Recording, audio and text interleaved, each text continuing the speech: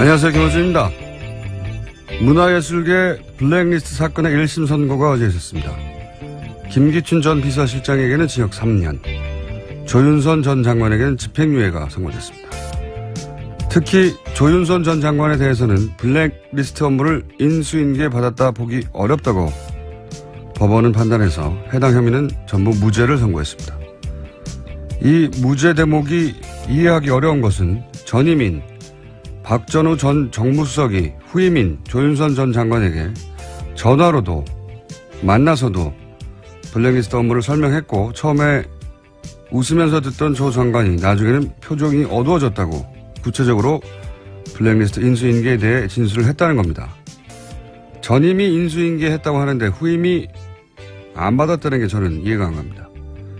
엇갈리는 진술이 있긴 합니다. 정관주 전 문체부 1차관은 조 전 장관에게 보고했다면 지원 배제 업무가 중단될 수도 있었는데 그러지 못해서 후회된다는 진술을 했습니다. 하지만 그 진술은 자신은 보고하지 않았다는 것이지 그 누구도 조 전 장관에게 블랙리스트 업무를 인수인계하지 않았다는 말이 아니지 않습니까? 또 자신이 보고를 했다면 중단될 수 있었을 텐데 하는 것은 실제로는 실행되지 않은 자신만의 생각이고 후회지. 그게 어떻게 조 전 장관이 그 업무에 책임이 없다는 근거가 될 수 있는지. 조윤선 전 장관 블랙리스트 혐의 무죄. 이거 저만 이해가 안 가는 건가요? 김어준의 의문이었습니다.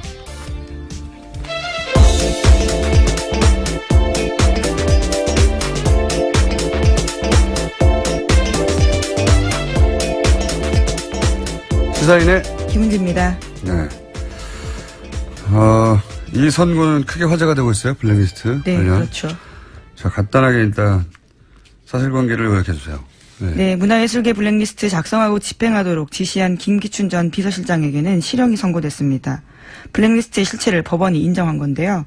김기춘 전 실장에게 징역 3년을 선고했습니다. 또 김종덕 전 문화체육관광부 장관은 징역 2년, 신동철 전 청와대 국민소통비서관과 정관주 전 문체부 1차관, 김상렬 전 교육문화수석은 징역 1년 6개월의 실형을 선고받았습니다. 김소영 전 청와대 문체비서관만 징역 1년 6개월에 집행유예 2년을 선고받았습니다. 저는 이제 특히 이 대목이 더 이해가 안 가는 거죠. 그러니까 전임 장관은 징역, 그리고 그 차관은 또 징역. 그런데 후임인 장관은 본인을 건너뛰었다는 거잖아요. 예. 이것도 이해가 안 가고, 전임 정무수석도 인수인계를 했다고 하고, 전임 정무비서관도 안다고 하는데, 후임 정무수석은 자기는 인수인계를 안 받았다는 거잖아요. 네, 자신과 함께 근무했던 정무수석실 시절에 다른 비서관들은 실형이 나온 건데요. 조윤선 전 장관만 무죄가 나온 겁니다. 본인만 빠진 거예요. 함께 일을 했었다고 봐야 될 텐데요. 저는 이게 참 이해가 안 가는데, 다른 사람들이 다 무죄도 아니고요. 예. 본인이 정무수석 되기 직전 정무수석이 인수인계했다고 하고, 본인이 장관 되기 직전 장관은 구속됐고, 본인이 장관일 때 차관도 구속됐고, 본인이 수석일 때 다른 수석도 구속됐는데 본인만 안 된 겁니다. 전 잘 이해가 안 가는데, 어쨌든 블랙리스트 관련 혐의는 모두 무죄로 판단했다고 하고, 이 관련해서는 저희가 잘 이해가 안 가서 뉴스공장에 법무수석이 있습니다. 네. 법무수석이요? 네. 네네. 이정철 전 판사님. 부장판사 출신쯤 되면은, 예, 요 사안에 대해서 궁금증을 풀어줄 수 있을 것 같아서 저희가 잠시 후에 미디로 연결해 보겠습니다. 근데 많은 분들이 이해가 잘 안 가는 것 같아요. 예. 왜 무죄인가 하는 기사도 그래서 많이 나왔어요. 네, 재판부가 그 관련 간략하게 설명했습니다. 말씀을 좀 드리자면요. 조윤선 전 장관이 정무수석 부임 당시 비서관들과 공모해서 지원 배제를 승인했다고 보기에 부족하고, 정무수석실이 관여를 했다고 해도 보고를 받거나 관련 지시를 했다고 인정하기에 부족하다. 그러니까 증거가 부족하다라는 취지의 이야기를 했습니다. 아니, 이게 본인이 정무수석이 되기 이전에 계획되고 실행된 거죠. 하지만 본인이 있는 동안도 계속 실행이 됐거든요. 예. 그러니까 본인이 승인할 필요가 없죠. 애초에 본인이 있기 전에부터 승인돼서 시작되고 있었는데 승인하지 않았다는 게 무죄의 이유는 될 수 없는 것 같고, 그럼 본인이 이제 이 사실을 알고 있었느냐? 그렇죠? 그리고 막을 수 있는 위치에 있었잖아요. 네, 거기다가 지난 4월달에 문화체육관광부 직원들이 나와서 직접 증언한 바도 있는데요. 조윤선 장관이 보고를 받고 이 정도냐라고 그 반응을 보이면서 블랙리스트 하지만 정책을 중단하진 않았다라는 증언도 나온 바가 알고도 있거든요. 있었고 사실은 지금 구속된 차관이나 장관이 아니라 그 밑에 직원들로부터 보고를 받았다는 얘기, 그 증언도 문체로부터 나왔는데 왜 그런 증언들은 이렇게 중요하게 취급이 안 된 건지. 주무장관이었기 때문에 막을 수 있었잖아요. 그 전에는 정무수석 때는 정말 승인도 하지 않았고 제대로 보고도 받지 않았다고 칩시다. 주무가 아니어서. 문체부 장관은 주무잖아요. 주무. 그러면 충분히 막을 수 있었는데 범죄 행위를 알고도 묵인하거나 방조하는 거 아닌가요? 최소한 본인이 직접적으로 주체적으로 하지 않았어도 그렇게 문제를 따졌어야 할 것 같은데 여하간 조윤선 전 장관만 이 부분이 무죄가 됐습니다. 잘 이해가 안 가는데 잠시 후에 법률적인 부분은 따져보기로 하고요. 그래서 언론들이 왜 무죄인지 각자 자기들 나름대로 해석을 내놓고 있는데 뭐 사실 크게 와닿지는 않아요. 네. 많은 언론들이 왜 무죄인가 기사를 내긴 냈습니다만 요약하면은 직접 승인하고 직접 지시하지는 않았다라고 판단한 것 같다. 이 정도 추정이거든요. 예. 네, 그렇죠. 증거가 부족하다는 취지인데요. 어제뿐만 아니라 다른 부분도 눈에 띄는 게 있었습니다. 박근혜 전 대통령 책임 부분도 재판부가 명시한 게 있거든요. 예. 네. 근데 이제 여기서 공범 관계를 인정하지 않은 거기 때문에 박근혜 전 대통령 블랙리스트 관련해서는 공범 혐의가 있는 걸로 아는데, 예. 그 부분은 어떻게 될지 또 물어봐야 되겠습니다. 이 재판의 결과가 박근혜 전 대통령의 재판에 영향을 미칠 수 있다. 이 재판 자체로는 그런 판결 내용이 없지만 그 결과가 미칠 수 있다고 하는 전문가들 분석이 있기 때문에 그 부분도 한번 짚어보기로 하겠고요. 다음 뉴스는요? 네, 그렇지만 어제 재판에서 대다수 피고인에게 국회에서 위증한 혐의는 유죄가 인정됐습니다. 블랙리스트 사건 피고인 7명 중에서 4명이 위증 혐의로 기소됐거든요. 이 중에 김기춘 전 실장, 조윤선 전 장관 등이 포함되어 있는데 재판부는 위증의 의무를 충분히 인식하고 있으면서도 진실을 은폐하는데 급급해서 위증했다라면서 유죄를 선고했습니다. 국회 위증을 유죄로 대부분 인정한 거는 우리가 의미를 부여하고 주목할 만한 사안인 것 같습니다. 대부분 위증했다고 흔히 말하는 솜방망이, 예, 대충 이렇게 넘어갔었는데 이번에는 책임을 분명히 따지긴 따졌습니다. 그것이 위법하다고 따졌고 이 이야기 하면서도 저는 잘 이해가 안 가는 게 여전히 조 전 장관에 대해서 청와대 지시로 지원 배제 업무, 지원 배제라는 말도 참 웃겨요. 예. 블랙리스트죠. 예. 네. 블랙리스트 업무를 위해서 9,000명 명단을 작성한 사실이 있다는 거를 조 전 장관이 알았다고. 그 부분은 또 인정했습니다. 예. 알았다고 재판부도요. 했잖아요. 예. 위증 부분에서 아는데 모른다고 했다고 이걸 인정했어요.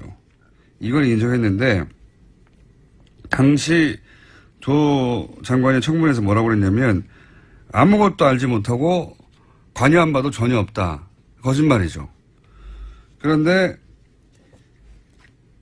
여기서 관여하지 않았다는 부분 이거는 위증이 아니라고 본 거예요. 왜냐하면 재판부가 블랙리스트에 있어서는 무죄를 판단했기 때문에. 그러니까요. 예, 알긴 알았는데 알긴 알았다는 것은 인정을 했잖아요. 그렇죠. 그런데 본인은 알지 못한다고 했잖아요. 이것도 위증이고 관여하지 않았다는 부분은 진짜로 관여하지 않았다고 인정해 준 거죠. 아는 자체로 이미 관여가 되는 거 아닙니까? 청와대 장관이기 수석, 때문이죠. 장관도 예. 그렇고 수석인데요. 예. 수석이 2명도 아니고요. 장관이 2명도 아니거든요. 과연 이게 안 가면 판결이. 이게 제가 법을 잘 몰라서 그런 건지는 이정열 판사가 판결해 주시겠죠. 네. 언론 기사만 보고 저는 이해가 안 가서 그 기자들은 판사를 해본 건 아니기 때문에 저희가 잠시 후에 저희 궁금증을 풀어보기로 하고요. 자, 다음 뉴스는요. 네, 문화체육관광부가 문화예술계와 함께 진상조사위를 출범하기로 어제 결정했습니다. 진상조사위 구성은 문화예술인 17명과 문화체육부 직원들이 함께 구성합니다. 제가 보기에는 문체부는 이 판결에 대해서, 받아들이기 힘든 부분이 있을 것 같아요. 꽤. 왜냐하면 문체부가 이로 인해서 가장 큰 피해를 받고, 그리고 사실은 문체부 직원들 중에 이 일로 인해서, 부끄러움도 크게 느꼈고, 고백도 했고, 실제 특검에 여러 가지 문서를 제공한 것도, 예. 그럼 참담함 때문에 제공했단 말이죠. 근데 자기들은 그렇게 느끼는데 장관이 아니라고 무죄로 나오면, 후임 장관이, 지금 조사회의 법률적 판단하고는 별개로 진상조사회를 꾸렸으니까 여기서 또 새로운 사실들이 추가로 나올 수도 있겠죠. 예. 그럼 또 2심에서 반영이 될 수도 있을 것 같은데. 문화계에서는 이게 이제 인정이 잘 안 되겠죠. 예. 장관이 빠져나왔으니까요. 주무부처에 실행한, 문화계에서는 뭐 인정하기 힘들다는 반응이 많이 있던 것 같은데. 네, 어제 유감 표명들 나왔습니다. 문화연대 문화정책센터 소장인 이원재 소장이요. 관련해서 이러한 판결들을 인정하기 힘들다라는 입장을 냈습니다. 문화연대뿐만 아니라 많은 문화예술계에서 말이 되느냐고 성명들이 나왔고요. 예. 자, 그건 거기까지 하고요. 다음 뉴스는요. 네, 최순실 재산몰수 특별법이 어제 발의됐습니다. 국정농단 행위자 재산조사위를 설치하고 부정축제 재산은 법원의 영장을 발부받아서 소급해 몰수하는 것이 이번 법안의 핵심 내용입니다. 특별법 발의에 참여한 의원들은 132명입니다. 좀 더 필요하네요, 숫자가. 예, 15명이. 특이한 것은 국민의당과 정의당, 심지어는 자유한국당에서도 김성태 의원이 한 명 있는데 바른정당에서 한 명도 없다는 점. 바른정당에는 사실 지난번 국정조사 때 굉장한 활약을 했던 분들도 있는데. 그렇죠. 예. 스타 정치인들이 그때 탄생 많이 했습니다. 네, 어쨌든 물론 뭐 발의에 서명하지 않았다고 해서 이 법안이 이제 나중에 회의 때 통과시키지 않도록 반대표를 던진다. 뭐 이런 이야기는 아니긴 하지만 이건 참여는 하지 않았습니다. 자, 다음 뉴스는요. 네, 한국마사회 관련된 소식입니다. 한국마사회가 정유라 씨 등 승마 국가대표 선수단을 지원하기 위해서 마사회 예산을 쓰는 방안을 지난해 1월 초 현명관 당시 회장에게 보고한 사실이 확인됐다라는 보도입니다. 이게 오래돼가지고요. 이게 무슨 뉴스인지 잘 모르실 텐데 간단 요약하면은 삼성이 회장사인 대한승마협회가 최순실 씨에게 뭐 말을 지원하고 여러 가지 지원 계획이 있었다는 건 이제 확실한데 밝혀졌는데, 그런데 마사회는 상관없다고 그랬거든요. 계속 부인했었어요. 우리는 상관없다고. 그렇죠. 계속해서 그런 입장이었습니다. 네. 근데 이제 마사회 회장도 삼성 출신이란 말이죠. 현명관 당시 회장. 여기서는 계속 우리는 최순실, 정유라 지원한 적 없다고 했는데 알고 봤더니 처음에는 1,000억대, 나중에는 몇백억대, 나중에는 최종적으로 몇십억대 지원 계획이 있었던 거죠. 예. 계획이 있었던 거고, 정유라 지원 계획이 실제 있었다는 거고, 그리고 이게 실행되지 않은 이유는 이제 마사회에서 박재홍 전 국가대표 감독. 네, 승마단 감독입니다. 이 감독을 정유라 지원을 위해서 독일에 보냈어요. 근데 이분이 갔다가 보니까 정유라 가르치는 건 못 해먹겠다고 귀국을 했거든요. 여러 가지 이유로. 아니, 다른 선수들은 하나도 없고, 선수라고는 정유라는 훈련도 안 하고, 지원도 없고, 그리고 돈은 중간에서 빼먹고, 이분이 귀국을 했어요. 귀국을 해서 항의를 했단 말이죠, 이 문제. 그 문제가 불거지기 시작하자, 그 지원 대책이, 실행에 옮겨지지 못한 것이지, 그렇게 실행에 옮겨지지 못하자 우리는 한 적이 없다고 부인하고 있었는데, 이제, 계획이 있었다는 사실이 확인된 거죠. 네, 해당 문건이 나온 겁니다. 그러니까 한마디로 말해서 대한승마협회, 마사회, 말과 관련된 모든 기관들이 정유라 지원을 위해서 계획을 가지고 있었다는 그런 이야기입니다. 그게 계속 부인했는데 증거가 나왔다는 얘기입니다. 예. 전방위로 정유라 선수 하나를 왜 지원했겠어요? 그거는 최순실 혼자만의 힘으로 됐겠는가? 당연히 박근혜 대통령의 뒤에서의 승인이 있지 않겠는가? 그런 입증하기 위한 물증 하나 더 나온 거죠. 예. 자, 잠시 후에 저희가 바로 이정열 판사 연결해야 되기 때문에 오늘 좀 짧게 해야 될 것 같은데 제목 정도만 체크하고 넘어갑시다. 예. 네, 박근혜 전 대통령의 청와대에서 직무정지 중에도 업무 추진비를 하루에 800만 원꼴로 썼다라는 보도도 나왔습니다. 지금 현 정부는요? 예, 현 정부 같은 경우에는 하루에 760만 원 정도 차이가 납니다. 예. 출범초에 매일매일 일하는 정부보다 직무 정지됐을 때 돈을 더 많이 썼다는. 네, 예. 그렇죠. 814만 원 꼴입니다. 평균. 예. 근데 이건 액수가 문제가 아니고 돈을 어디다 썼냐 이거죠. 지금 현 정부는 돈 쓰는 게 다 확인이 되는데. 예, 계속 공개하고 있습니다. 매일매일 확인이 되거든요. 어디다 얼마 썼고. 이 814만 원은 액수도 직무 정지된 당시 청와대로는 많지만 많은 게 문제가 아니라 돈을 어디다 썼는지를 모른다는 거예요. 예, 네. 대통령 기록관으로 이관해서 내역을 확인할 수 없는 상황입니다. 어디다 썼을까요? 네. 자, 다음 뉴스. 제목 정도 체크합시다. 예. 네, 홍준표 자유한국당 대표가 담배값 인하에 대해서 발언을 다시 한번 했습니다. 그러자 당내에서도 반발이 있습니다. 담배값 인하는 사실은 원내에 있는 의원들은 이게 분위기가 안 좋다는 게 느껴지거든요. 사실. 이 기분이 나쁜 겁니다, 기분이. 그러니까, 담배값을 인상한다면 기분이 좋아야 되잖아요, 흡연자들은. 그런데, 아니, 우리를 뭘로 보고 이렇게 이랬다 저랬다 하나. 기분이 나쁜 거거든요. 우리를 바보 취급하나, 사람들이.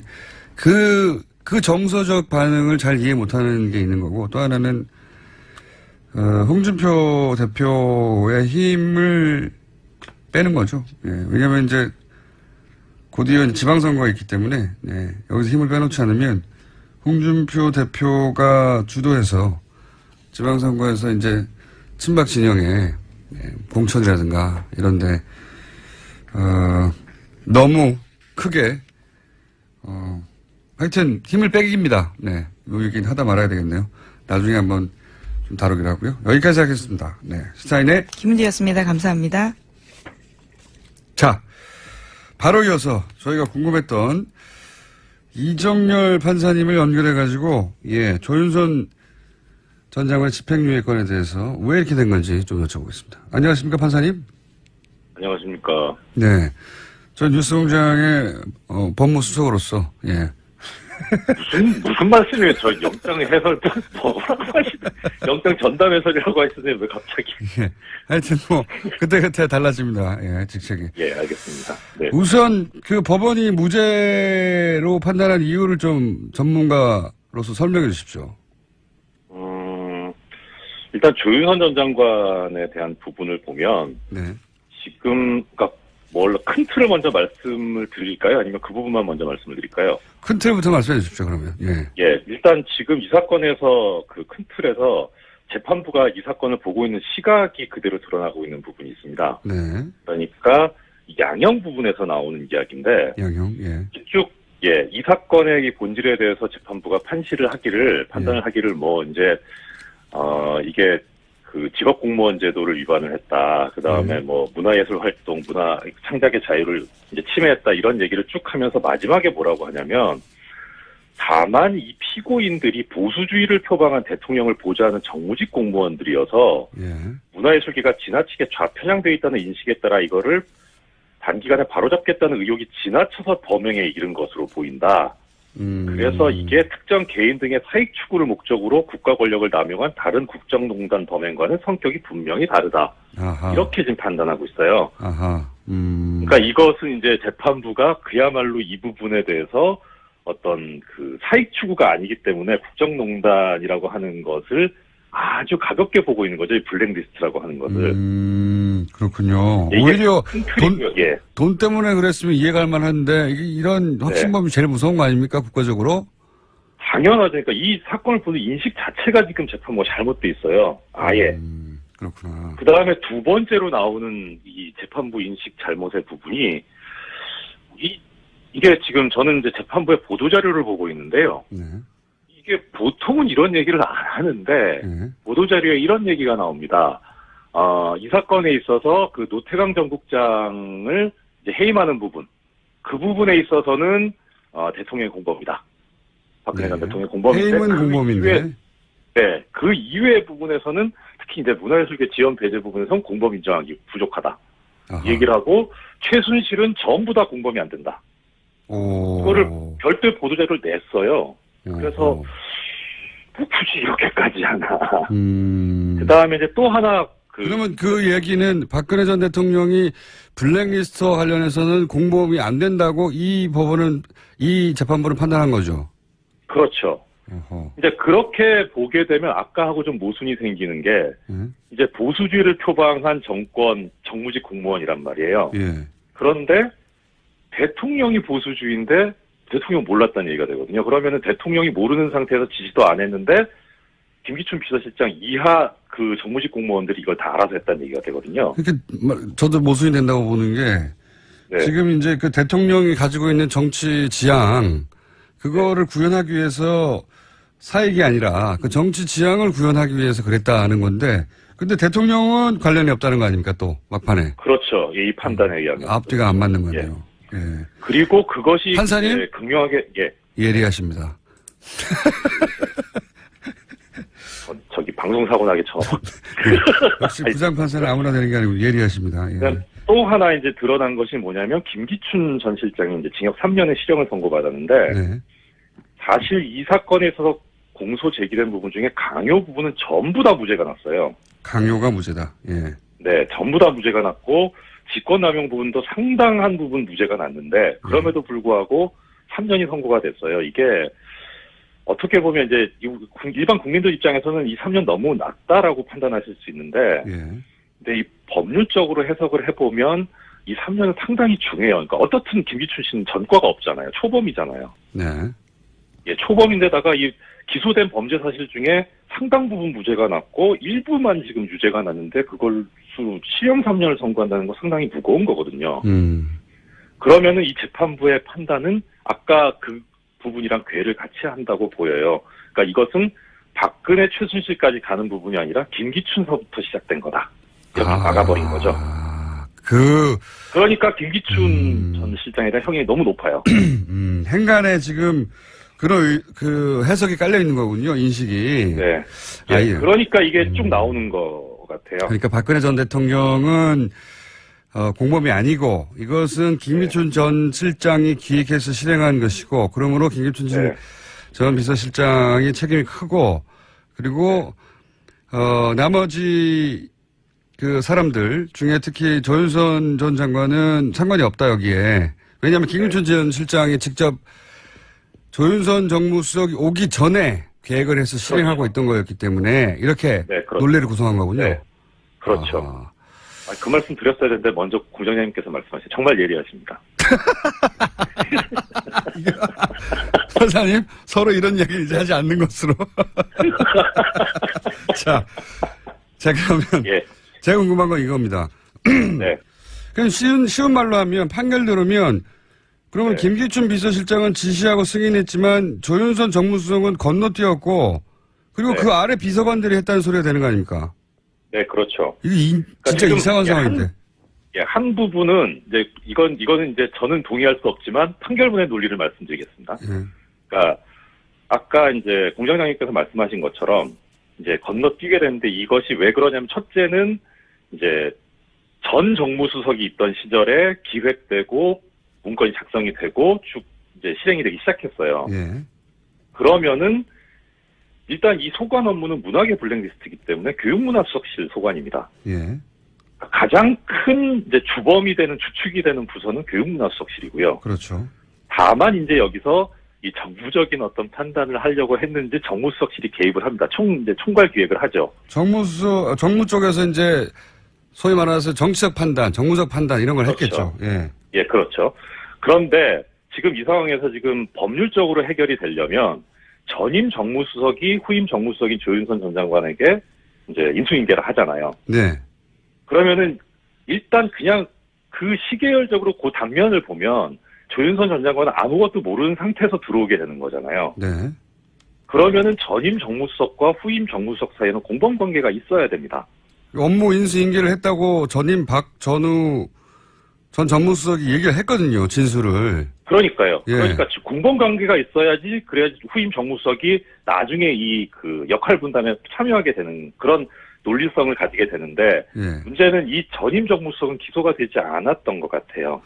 그 부분이 빠졌고, 네, 저도 네. 그 부분이 좀 이상했고요. 왜냐하면 박전호 전 정무수석은 통화로도 혹은 만나서도 이제 앞으로 할 업무니까 블랙리스트 업무를 후임인 조윤선 전 수석에게 당시 업무를 설명했고 그 얘기를 듣다가 처음에 웃다가 나중에는 심각해져가지고 표정이 어두워졌다. 구체적으로 진술했거든요. 내가 인수인계했다고. 네, 그렇죠. 그러니까 여기 재판부에서도 그래서 뭐라고 판단하고 있냐면 전임 정무수석 재임 당시에 이런 보고서가 작성이 됐고 그래서 정부에 반대하는 개인 단체를 선별을 해서 지원해서 배제하도록 하는 행위를 하게 했는데 예. 이것에 관해서 의견을 개진을 하고 점검을 한 것으로 의심되는 사정이 인정이 되기는 한다. 이렇게는 써놨어요. 인정이 되기는 하나. 의심이 된다. 예, 예. 예. 그런데 문제는 뭐냐면 지금 여기서 공범은 뭐냐면은 그 정무비서관. 예. 예, 이 정무비서관이 지금 공범으로 돼 있는데 정무비서관은 실제로는 전임 정무수석 하에서 이제 여러 가지 행동을 한 것으로 지금 기소가 돼 있고 그 범죄 사실에도 그렇게 돼 있고요. 그다음에 예. 이 사람하고 지금 후임 정무수석인 조윤선 장관 사이는 별다른 지금 연결고리가 안 보여요. 판결문상으로는. 그게 저도 그게 또 이해가 안 가는 게요. 네. 전임 정무수석도 블랙리스트를 인수인계했다고 하고 그리고 그 정무 비서관도 여기에 혐의가 있고 그리고 네. 특히나 전임 문체부 장관도 구속이 되고 그리고 문체부 차관도 구속이 됐는데 오로지 조윤선 정무수석과 조윤선 문체부 장관만 건너뛰었다고 이게 이야기가 되는 거거든요. 쏙 빠져서. 그러니까 예, 법률적으로 보면 전임 정무수석이 이 지금 공범관계 고리에서 빠져 있는 것이 그러니까 기소 단계에서 그렇게 된 것 같긴 한데 예. 그것이 지금 법률적으로 보면 무죄가 나오게 되는 가장 큰 원인이었던 것 같고 고리가 그것보다 빠졌다. 더 큰 거는 예, 더 큰 거는 지금 이것을 그러니까 어느 한 순간 시간마다 단편적으로 보게 되면 그런 판단이 가능할 수도 있어요. 있지만 그런데 예, 크게 보면 이 조윤선 전 장관이라는 사람은 박근혜 대통령 후보 시절부터 여기에 관여하고 있는 사람이잖아요. 그러니까 큰 아주 그림을 가까운. 그리는 사람이고, 네네. 예. 그리고 최종적으로 이 사람이 가는 곳이 문화체육부 장관이거든요. 여기는 완전히 이 블랙리스트를 실행하는 그 손발이 되는 자리에 가게 되잖아요. 그렇죠. 그러니까 기획부터 집행까지 풀코스를 다 담당했던 분인데 그 주요 어느 코스에. 한 단면만 보고 이것이 직권남용이 아니더라고 본 것은 너무 단편적으로 본 거다 재판부가. 그럼 이거 어떻습니까? 그러니까 재판부의 판단을 10분 받아들여서 이전 정무수석과 그 비서실장이 다 결정해 놓았고 그래서 그 루틴이 이미 짜져 있어서 본인이 새로 승인하거나 지시할 내용이 없었다. 그래서 본인을 건너뛰었다라고 인정한다고 하더라도 본인이 그걸 막을 수 있는 위치에 있었잖아요. 문체부 차관으로. 그러니까 알았다는 것까지는 재판부도 인정을 했으니까 적어도 범죄 행위가 자신의 주무부처에서 실행되고 있으면 적어도 그거를 방조한 죄는 물어야 되는 거 아닙니까? 그렇죠. 이게 그런데 기소 자체가 이제 공동정범으로 돼 있어요. 공동정범은 그러니까 정범이기 때문에 일종의 주범의 한 형태인 거죠. 아하, 그래서 주도하지는 않았다. 아하. 예, 역할 분담이 있어야 되는데 그야말로 이 사람이 빠지게 되면 아예 이 범죄 자체가 안 이루어지는 그런 정도의 역할 분담이 있어야 되는데 지금 공장장님 말씀하신 대로 충분히 방조는 되는 상황인데 공동정범으로 기소가 돼 있고 사실 그게 또 맞는 거죠. 오히려 그렇죠. 방조라기보다는. 네. 네. 그래서 특검도 그쪽을 봤기 때문에 공동정범으로 기소를 한 것 같은데 사실 방조로 가기는 좀 실체적인 진실하고는 안 맞으니까 아마 그러지 않았나 싶은 생각이 듭니다. 알겠습니다. 예. 그런 허점들이 있고 기소 단계에서 약간 허점이 있었고 그리고 재판부가 이거 너무 협소하게 판단한 게 아니냐라고 이제 네, 그렇죠. 지적을 하신 거군요. 그리고 이 결과로 박근혜 전 대통령의 공범 혐의를 입증하는데도 어려움이 좀 생겼다. 그런 말씀이신 거죠. 일단 너무 이례적으로 재판부에서 박근혜 전 대통령이나 최순실 씨의 공범관계가 인정이 안 된다는 보도자료를 낸 게 이례적이긴 한데 일단은 이 사건은 블랙리스트 관련해서 김기춘 전 비서실장을 필두로 한 그 비서실과 문체부에 관련된 사람들에 대한 재판이었기 때문에 박근혜 전 대통령이나 내지는 최순실 씨가 이 블랙리스트 작성에 관여하게 되는 부분에 있어서 어떤 역할을 하는지에 관한 그런 심리는 사실 중요하게 이루어지지는 않거든요. 알겠습니다. 오늘 여기까지 듣고요. 예. 예리하셨다는 말씀을 남기고 또 조만간 요건에 대해서 다시 한번 연결할 기회가 있지 않을까 저는 싶습니다. 왜냐면은 문화계에서 반발이 심하거든요. 네. 오늘 여기까지 듣겠습니다. 네. 감사합니다. 네, 고맙습니다. 네. 이정열 전 판사님이었습니다. 최순실 재산 추적 프로젝트 쇼미더머니 은닉재산 프로파일러라는 신종 직군을 만드신 안원구 전 대구지방국세청장님 나오셨습니다. 안녕하십니까. 안녕하십니까. 예.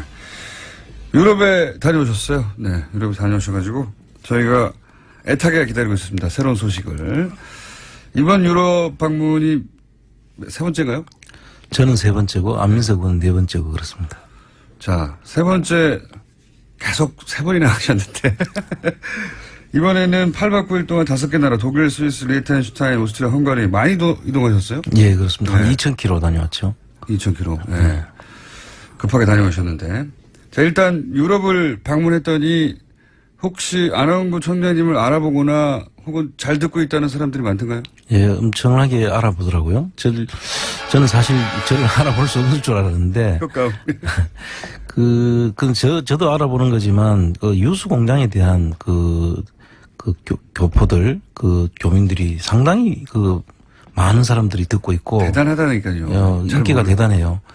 실감하셨죠? 예, 그리고 우리 김은 총수가 오면 좋아하는 고기 재어놨다가 꼭 드리고 싶다고.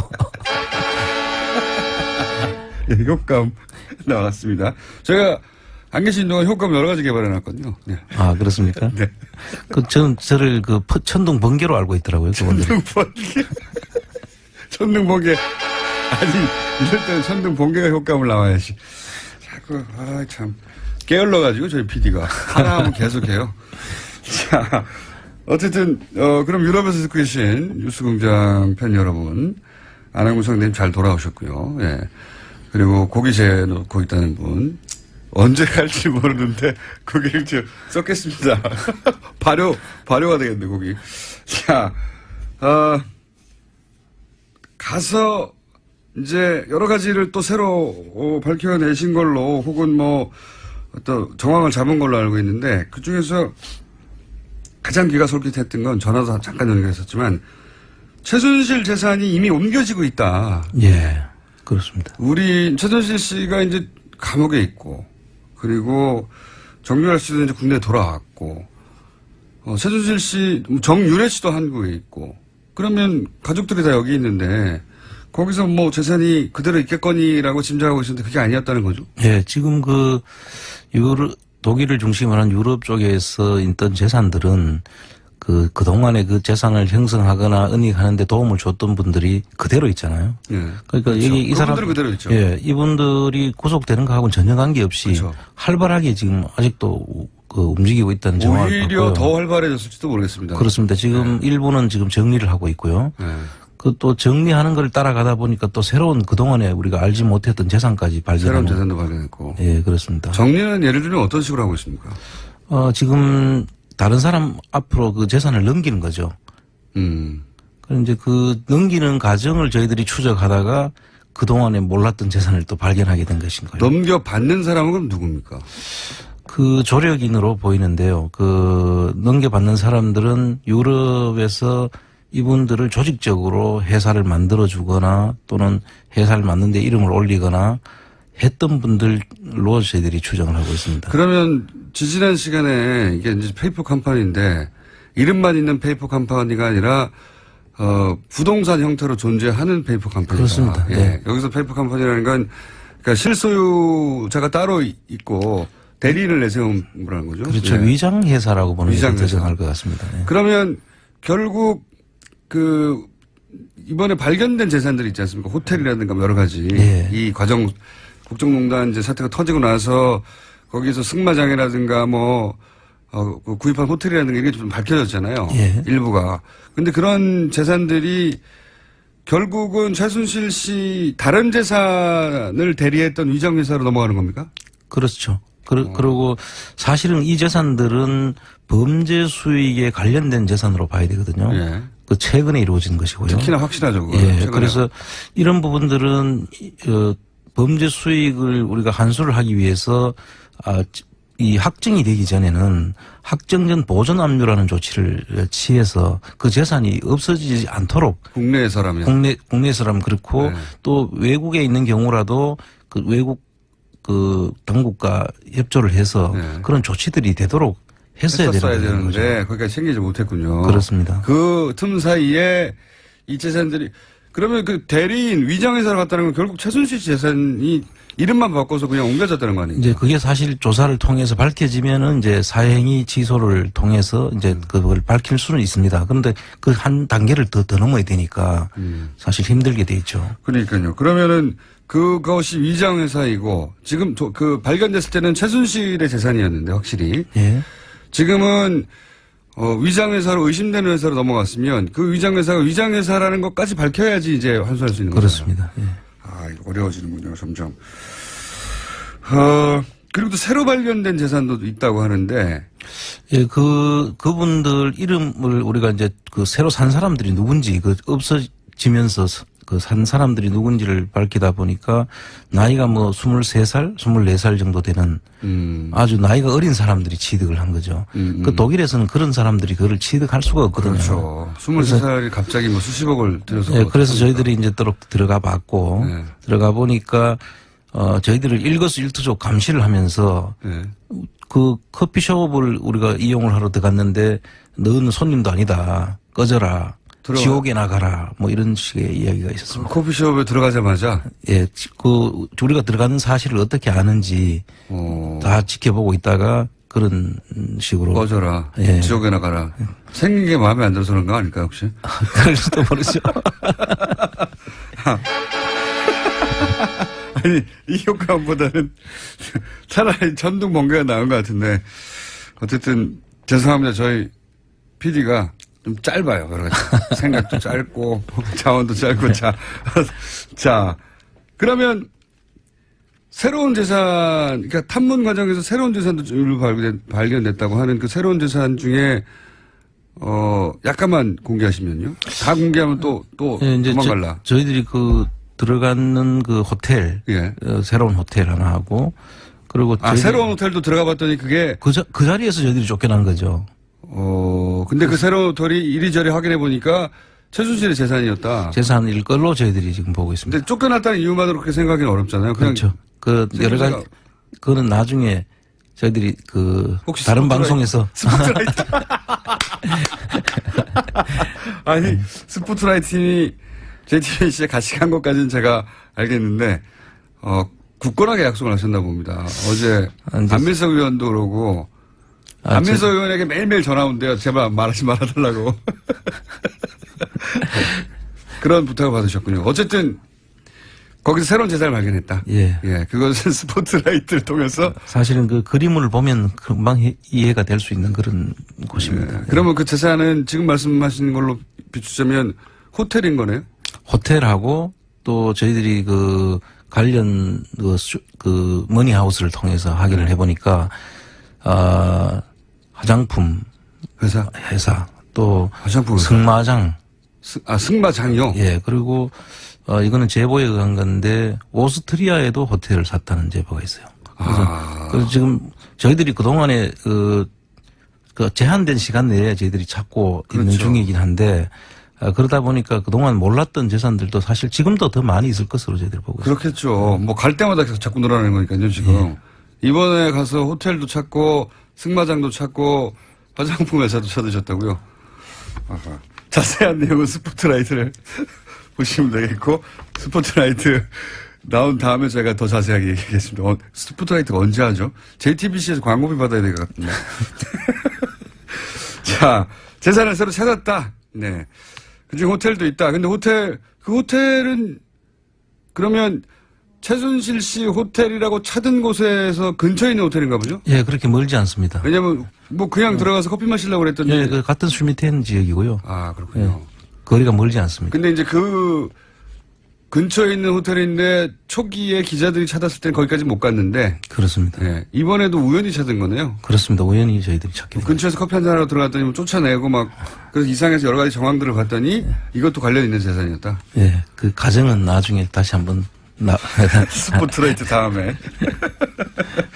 그리고 그 안민석 의원이 또 한마디 저희 지난 시간에 지난 코너에서 넘기고 간 말이 뭐냐면 중요한 제보자를 만났는데 정유라가 키맨이다. 정유라만 있으면 이 재산 문제는 문제가 없다. 이런 이야기를 했다고 해요. 예, 지금 자세히 얘기해 주세요. 한 60대 여성분인데요. 그 저희들이 구체적인 내용은 지금 말씀드릴 수가 없고 네. 그 내용을 잘 아시는 분인데 역시 스포트라이트 때문에 말씀하시죠? 아니요. 그거는 저희들이 그 스포트라이트하고는 관계없이 네. 그분을 저희들이 또 노출시킬 수가 없는 그런 정황이 있습니다. 근데 요약하면 정유라가 재산의 키맨이다? 예, 그렇습니다. 정유라가 있는 한 이 자금의 흐름이라든지 그 다 움직일 수 있다. 저도 그 뭐가 이상했냐면 정유라 씨는 돈이 없다고 하고 그리고 최순실 씨는 한국에 구속돼 있는데 근데 그 덴마크에서 구금돼 있는 기간 동안 변호사가 덴마크에서 가장 비싼 변호사였거든요. 예, 그런 사람들 몇 천만 원으로 안 되거든요. 그렇습니다. 그 돈은 도대체 어디서 났을까 궁금했었는데. 그 지금 저희들이 이제 다니면서 확인한 바로는 본인이 직접 가서 찾을 수 있는 예. 그런 형태의 금융 자산이 숨어져 있을 것으로 저희들이 짐작하고요. 그것을 이미 정유라한테 다 넘겨졌지 않을까. 그래서 지금 일어나고 있는 그 정유라와 최순실 모녀 관계의 갈등 역시 핵심은 부분도 돈이다. 갈등 부분도 저희들은 그냥 예사로운 그 상황으로 보지를 않고 있습니다. 3세대와 2세대가 돈을 놓고 주도권 사용하는 것일 수도 있다. 그것일 수도 있고 또는 오히려 계획적인 그 자기들이 의도된 대로 지금 움직이고 있는 것이 아닐까 이런 진역도 가능하죠. 알겠습니다. 자, 하여튼 중요한 제보자, 그러니까 정유라가 키맨이라고 말할 정도면 내막을 자세히 아는 사람 아닙니까? 그렇다고 봐야죠. 그러니까 지금 다 밝힐 수는 없는데 하여튼 여러 가지 중요한 제보를 했군요. 예, 뭐 그 외에도 뭐 많은 제보들을 저희들은 해줬고요. 그러면 쭉 앞으로 푸시면 되고요. 네. 예. 오늘 다 푸지 마시고. 그리고 이제, 저희가 이제 방송 전체가, 스포트라이트 광고가 되고 있기 때문에 손석희 선생님에게 청구서를 보내도록 하겠습니다. 외환은행 스위스 사무소, 이거 불필요한 곳에, 그러니까 우리나라와 스위스가 거리가 없는 시점에 외환은행 스위스, 사무소가 만들어졌고, 거기에 박근혜 전 대통령의 가까운 친척이 외환은행 장을 했었고, 그분이 한국으로 돌아오자 그 은행은 문을 닫았고, 지점 문을 닫았고, 그리고 그것이 헝가리로 이동한 것으로 보인다. 라는 말씀을 지난 방송 마지막에 하시고 네. 시스로 가셨어요. 그렇습니다. 그 지점은 확인하셨습니까? 예, 지점은 그 스위스 유니온뱅크 또 크레딧 스위스 은행 그 같이 있거든요. 예. 박정희 전 대통령 비자금이 있다라고 예, 추정되는 곳. 예. 거기에서 한 5분 도보로 5분 거리에 있는데요. 가까운 곳에 예. 있는데. 그 지점을 가보니까 상당히 그 땅값도 비싼 곳이고 예. 과거에부터 그 지역은 아주 번화한 곳으로 알려져 있는데 거기에 그냥 아무 영업도 하지 않는 사무실을 거기에 냈다는 것. 영업도 하지 않는. 예. 그리고 그거를 10몇 년간 유지했죠. 예, 76년부터 98년까지니까 20년 가까이. 거기까지 유지했나요? 예. 그리고 혼자 지점장으로 거기 가 있고. 그렇습니다. 예. 그래서 비자금 관리한 거 아니냐라고 의혹을 가지셨고, 그러면은 그때를 기억하는 또 교포분들이 있을 거 아닙니까? 국민들. 지금 저희들이 이번에 그 찾아가게 된 데는 그 스위스 현지인입니다. 스위스인인데요. 그분이, 우리가 그 주소를 이제 그 옛날 주소를 확보한다고 갔는데 그 주소가 아니고 그 거리 이름으로 나온 주소와 강장 이름으로 나온 주소가 달라가지고 처음엔 그 주소를 주는 걸 가지고 그 찾아갔던 곳이 프라이빗 뱅킹을 하는 은행이었고요. 네. 그 은행에 있는 은행원이 기억을 더듬어서 그 자리를 찾아준 겁니다. 안 그러면 저희들이 찾을 수가 없죠. 확인하셨고. 그리고 이번에 가셨을 때 이제 그 스위스 은행업에 종사하는 한국 교포들도 꽤 도움을 주셨다고 알고 있는데. 예, 지금 그 스위스 쪽에 지금 저희들을 제보를 확인하기 위한 그런 교포 모임이 결성이 돼 있고요.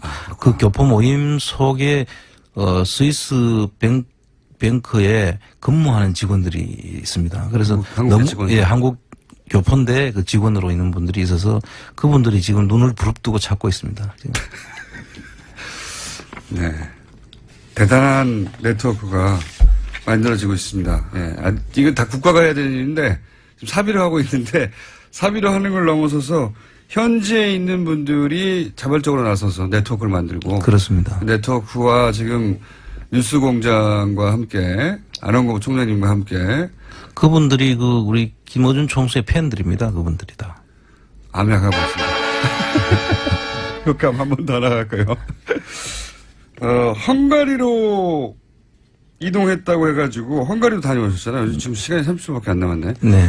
헝가리까지는 오늘 다 다루지 못할 것 같고 여하간 헝가리는 다음 시간에 하기로 하는데 그 의구심을 가졌던 것을 일부 확인하셨습니까? 예, 저희들이 확인했다기보다는 여러 사람을 만나면서 그 의심이 더 증폭됐다. 그렇게 이야기할 수 있습니다. 알겠습니다. 열심히 노력하시고, 이렇게 힘들게 성과를 만들었더니 JTBC가 열매를 따먹고 있습니다. 지금까지 안원구 총장님이었습니다. 감사합니다. 예, 감사합니다. 최근 경기도지사 출마 여부를 놓고 화제가 된 분입니다. 오랜만에 스튜디오에 직접 출연하셨습니다. 이재명 성남시장 모셨습니다. 안녕하십니까? 네, 반갑습니다. 예. 그 지지율이 1%대였을 때가 있었어요. 그때는 저희가 아무 때나 섭외를 할 수 있었거든요. 네. 예. 근데 대선 출마 지금부터는 섭외가 엄청 어려워. 그렇습니까? 예. 올챙이 쪽을 잊어버렸다. 제가 이제 대선 경선 끝나고, 이제 몇 달 동안은 어쨌든 경쟁을 했던 사람 입장에서 이 선발된 선수가 이제 국민들의 관심을 받고 또 거기에 집중할 수 있도록 비켜서 있는 게 좋다. 그런 입장도 있었고 저도 좀 쉬어야 되고 해서 그런 거지 우리 총수님이 불렀으면 당연히 왔죠. 요번에 좀 미뤄진 측면이 여러 번 불렀는데 잘 안 오고 그래가지고. 네. 자, 대선 얘기 잠깐만 해보자면. 네. 얻은 게 뭐고 이런 게 뭡니까? 이번 대선 경선 과정에서 제일 많이 이기고 얻은 사람이 저라고 그러더라고요. 그러니까 기초단체장. 예. 기초단체장이 나름의 성과를 냈다고는 하지만 일국의 국가 지도자 선발 전에 어쨌든 후보 선수 예선전이라 뛸 수 있다는 건 영광인데, 그런 정도만 해도 엄청나게 얻은 거죠. 맞습니다. 예. 처음 있는 일입니다. 처음 있는 일이죠. 예. 앞으로도 그리 쉽지 않은 일인데. 다른 나라에서도 사례를 찾기 힘듭니다. 기초단체장 정도가 대선 후보로 마지막 순간 계속 거론됐다는 거는 예. 얻으신 거고. 이런 얻은 거는 게 예를 들면 그 말고 또 있죠. 그건 개인적인 거고. 예.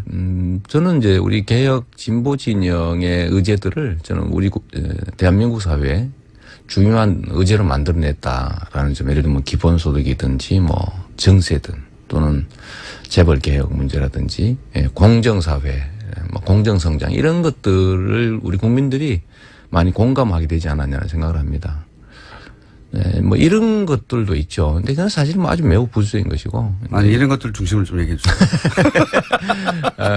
이런 거라면 좀 좋은 기회였는데, 이게 또 막상 경쟁에 매몰되다 보니까, 좀 원래 가야 될 길에서 약간 벗어난 측면들이 있죠. 평정심도 좀 잃으신 적도 있죠. 그런 것도 있죠. 화도 나고, 또 가끔씩은 과도한 욕망, 이런 게 분출되기도 하니까, 제일 결정적으로 좀 힘들고 좀 오버가 됐을 때 그런 때였던 것 같아요. 또 서울시장 밀약설 이런 게 있었지 않습니까? 그러니까 우리 지지층들이 저를 의심하기 시작한 거예요. 일면 그런 의심을 할 만한 정황도 사실 있었고, 예를 들면 당대표냐, 뭐, 대선 경선이냐, 뭐, 이럴 때, 어쨌든 다른 여러 사람들의 요청도 좀 있었던 측면이 있어서 그걸 접었던 것도 있고, 예를 들면 이기려고 하는 사람의 자세가 맞냐, 뭐, 이런 의심을 하고 있는 터에 서울시장을 하기로 내락을 하고 짜고 치는 고스톱이다, 뭐, 이런 좀 소문 광범위에 퍼지니까. SNS를 너무 많이 했다 이런 생각 안 하세요? 그런 것도 있죠. 제가 하지 말라고 그 말씀을 했었죠. 예, 이제. 그건 실제로 뭐 그 얘기 맞는 말씀이었는데, 예, 그 당시에는 좀 잘 안 받아들여지더라고요. 그렇죠. 바쁘니까. 바쁘기도 하고. 할 일도 많고. 눈앞에 벌어지는 일이니까. 네. 지금은 오히려 제가 안 하잖아. 그죠? 그렇죠. 원래 지금 더 많이 해야 되는데, 그때 비하면. 그 평정심을 조금 유지하지 못했던 면이 있어서. 그 정도 규모의 선거 싸움을 처음 해보셨으니까 이거는 배운 게 많으셨을 것 같아요. 그럼요. 다음에는 그러면 안 되겠다는. 지휘자는 좀 멀리서 높이 서서 흥분하지 말아야 되고 평정심, 냉정함을 유지해야 되는데. 그러나 최전선에 서가지고. 이게 마이너의 습성이 남아 있는 거죠. 예를 들면 메이저가 돼야 되잖아요. 아니 시장님은 사실 이해가 가는 측면은 뭐냐면 혼자 힘으로 여기까지 왔어요. 사실. 그래서 그런 거죠. 네, 그 혼자 힘으로 습성이 남아 있다 보니까 돌파해서 어려운 사정이 생기면 모두들 포기할 때 혼자 힘으로 최전선에서 계속 돌파해서 오다 보니까 대선도 혼자 힘으로 돌파할 수 있을 줄 알았던 거죠. 맞습니다. 그래. 어떤 상황들이 그래서 제 부족함이 잘못하셨죠? 그럼요. 제 부족함이 많이 노출된 거죠. 네. 많이 이제 보완해야 되겠죠. 알겠습니다. 2달 전쯤에 제가 뵀을 때 그러면 앞으로 성남시장 3선이냐 경기도지사냐 서울시장이냐 네. 세 가지 옵션이 있는데 뭐 하실 거냐고. 일단은 뭐 사실 1년씩이 남았고요. 이제 내부적으로 제 뭐 의견이나 이런 건 정리해가는 단계가 분명하지만 아직은 뭐 이거 하겠다 저거 하겠다 이렇게 명시할 단계는 아닌 것 같아요. 뭐 세 가지 중에 가장 가능성이 그나마 높은 건 뭐 그래서 찍기는 좀 그렇고 제가 그렇다 잘 안 넘어가거든요. 그래요? 근데 그러면 순리 따라가는 게 제일 좋다. 그 결정을 가를 변수는 뭡니까? 예를 들어 박원순 서울시장님이 서울시장 3선에 도전하느냐 안 하느냐. 별로 저는 그거는 별로 큰 변수는 아닙니다. 극단의 사례를 들어본 거지. 예를 들어서 서울시장에 박원순 시장이 3선 도전을 한다고 그러면 서울시장에 도전하는 가능성은 좀 낮아지는 거 아닙니까? 사실 매우 낮아지겠죠. 큰 변수 많네요. 아니야. 근데 안 하더라도 그러면 서울로 갈 거냐? 그건 전혀 다른 문제죠. 그러니까 박원순 서울시장이 한다고 하면 낮아지긴 낮아지지만 박원순 시장이 서울시장에 도전하지 않는다고 하면 그럼 내가 가느냐? 그건 자동이 아니다. 네, 그거는 그래서 제가 순리라고 하는 얘기를 하는데 성남시장이나 아니면 작은 역할들은 자기가 선택해서 그 의지가 관철될 수가 있습니다. 그런데 예를 들면 서울시장 선거는 사실은 대한민국의 대통령 선거 다음으로 가는 지방선거의 꽃이고 두 번째 대규모 선거인데 이건 개인의 의지로 역시 돌파되는 게 아닙니다. 그걸 욕심을 내거나 아니 사적 이익을 개입시키면 실제로는 그 큰 흐름에서 벗어나는 순간이 뒤집어지는 수가 있거든요. 그러면 순리라고 하는 게 그래서 중요하다는 거예요. 박원순 시장이 3선 도전을 할 것 같다고 하는 측근의 이야기가 보도된 적이 있어요. 물론 본인이 직접 말한 적은 없습니다. 네. 그렇게 되면 서울시장의 도전 가능성은 그 사실이라고 하면 좀 낮아지는 거죠. 그거하고 조건으로 자꾸 붙이지 마세요. 네, 그 낮아지는 것으로 확인이 됐고. 아니, 낮아지는 게 아니라 그것 가지고 판단하지는 않을 건데 저는 이제 주어진 일들을 필요한 일들을 해오던 사람이지 내가 하고 싶은 일을 내가 선택해서 한 경우는 거의 없었어요. 예를 들면 제가 그럼 아무도 안 주면 어떡합니까 이제? 그럼 뭐 다시 야인으로 돌아가면 되죠 뭐. 아니 제 말은 어디로 출마해라는 이야기가 막 사방에 쏟아질 수 있잖아요. 각각 사람들의 얘기보다는 현재 상황에서 제가 맡아야 될 역할 중심으로 하려고 해요. 저는 성남시장 하려고 해서 시장한 사람 아니거든요. 그럼 경기도지사가 가장 가능성이 높군요. 그것까지 하죠. 남경필 지사가 현직인데 요새 푸시업 하시느라고 바쁘시대. 푸시업이요? 네. 역시 관심이 많구나. 네. 아니, 어제 기사가 났더라고요. 되게 재밌는 기사예요. 그래서 제가 페이스북에 들어가 봤는데 계속 푸시업을 하고 계시더라고요. 체력 관리. 왜냐하면 이제 이재명이 오는구나. 붙어야 되니까. 그거 되게 재밌으시더라고요. 네. 자, 그럼 남경필 지사하고 다음 지방선거에서는 경쟁하는 것으로. 푸시업으로? 네, 푸시업이 됐든 어쨌든. 저는 장애인이라서 푸시업은 자신이 별로 없는데. 큰일 났네요. 당내 경선이 더 어렵지 않습니까, 오히려? 뭐 지금 현재 상태는 그렇게 보이죠. 그러니까 경기도지사 하겠다는 분들도 좀 있지 않습니까, 당내? 뭐 이분 저분들 말씀들 많이 나오던데요. 그러니까 다 알아보고 있어 지금 보니까. 아니, 또 모든 가능성. 저는 이순신 작전을 되게 좋아하는데 23전 23승 했잖아요. 예. 그런데 그게 우연히 이긴 것도 아니고 저는 그 작전의 결과라고 보거든요. 그중에 제일 좋은 작전이 뭐냐면 질 전쟁을 하지 않는다. 예. 이길 전쟁만 하죠. 왜냐면 피할 수 있으니까 그죠. 박원순 시장한테는 안 된다는 거고 그러면. 왜 이러세요? 두 번째는 이길 수 있도록 준비하는 거죠. 치열하게. 모든 가능성. 그래서 남경필 도지사 체력도 측정하고 있군요. 우연히 봤어요. 자꾸 그러시면 몰지 마세요. 성남시장 3선의 요청도 꽤 있지 않습니까? 성남시청 내에서. 네. 시청 안이 아니고요. 예. 제가 재밌는 현상을 발견했는데 저는 대선 경선 때 성남에서 득표가 많이 나올 줄 알았어요. 그런데 거의 차이가 없는 거예요. 거의 차이가 없다. 그래서 네. 왜 그런지를 되게 궁금했거든요. 야, 우리가 조직도 안 하고 신경을 너무 안 써서 그런가? 그랬더니 제가 동네를 좀 다녀봤지 않습니까? 끝나고 난 다음에 제가 이제 갔더니 물어봤어요. 성남시장 계속 하라고. 네, 그래서 저는 그 적극적인 지지자에서 경선 때도 한 표 주셨죠? 이랬더니 안 했다는 거예요. 왜 안 했습니까? 그랬더니 아니, 삼선 하시지 뭘 어디 딴 데 간다 그러세요? 이러는 거예요. 그건요, 시장님 기분 좋으라고 덕담하는 거예요. 그런가요? 네. 아니, 그게 그 사람만 들은 게 아니고 제가 얼마 전에 학부모 회장들 면담을 했는데 거기서도 다 똑같이 그러는 거예요. 그러니까 다 같이 덕담하는 겁니다. 아, 그런가요? 예. 그래서 안 되겠다 이거. 그분들은 그냥 문재인 후보가 좋아서 찍은 거예요.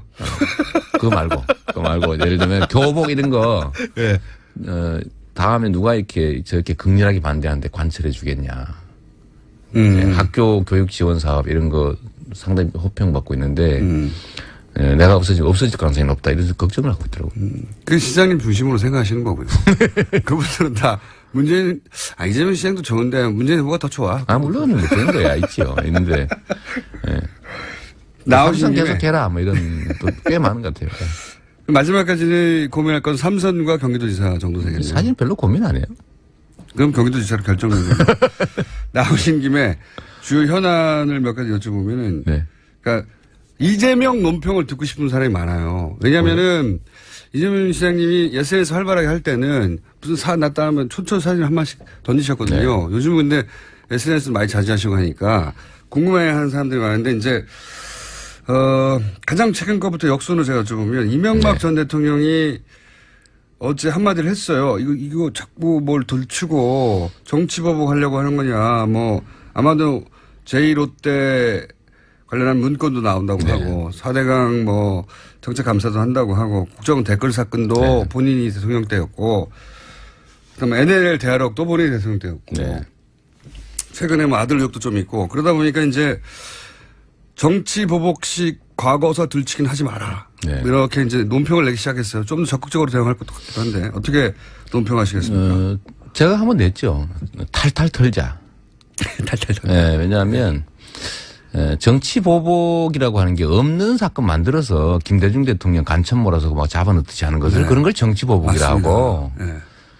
도둑질한 거에 대한 책임 묻는 건 그건 보복이 아니라 정의를 실현하는 거죠. 정의와 상식, 원칙을 실현하는 것이어서 자신들의 범죄 행위 또는 부도덕한 행위에 대해서 책임을 묻는 건 당연한데 이것조차도 정치란 이름으로 좀 보호받고자 하는 거. 이거는 그야말로 구태 중의 구태죠. 이런 걸 적폐라고 해요.